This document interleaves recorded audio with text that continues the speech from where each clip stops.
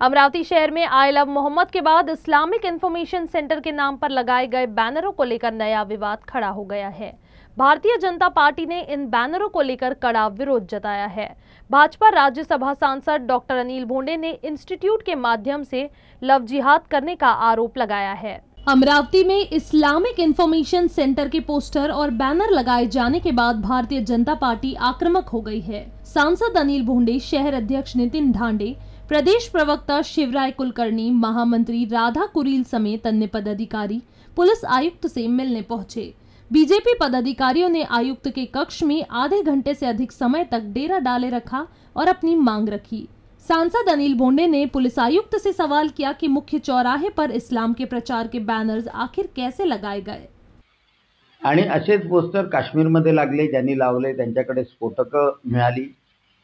केरळमध्ये सुद्धा असेच पोस्टर लावले आणि त्या माध्यमातून तरुण तरुणींना इस्लामबद्दल सांगून त्यांना प्रचारक, त्यांना जिहादी, त्यांना दहशतवादी बनवण्याचा कार्यक्रम आखण्यात आला।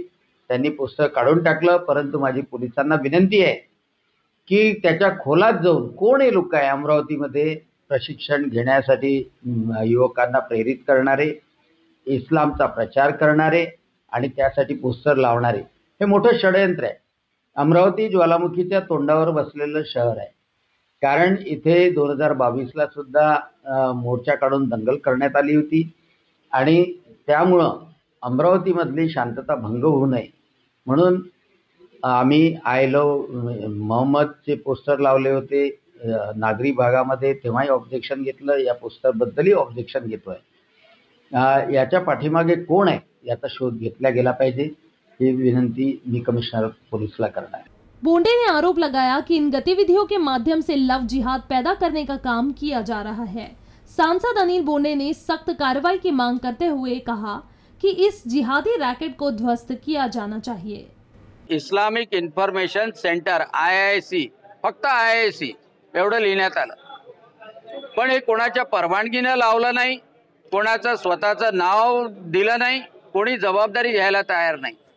आणि म्हणून आम्ही पोलिसांकडे आलो की हे मोठं रॅकेट आहे, युवकांना युवतींना इस्लाममध्ये ओढण्याचं, प्रचार करण्याचं आणि या माध्यमातून जिहादी टोळी निर्माण करण्याचं, लव जिहाद निर्माण करण्याचं आणि हे रॅकेट उद्ध्वस्त झालं पाहिजे।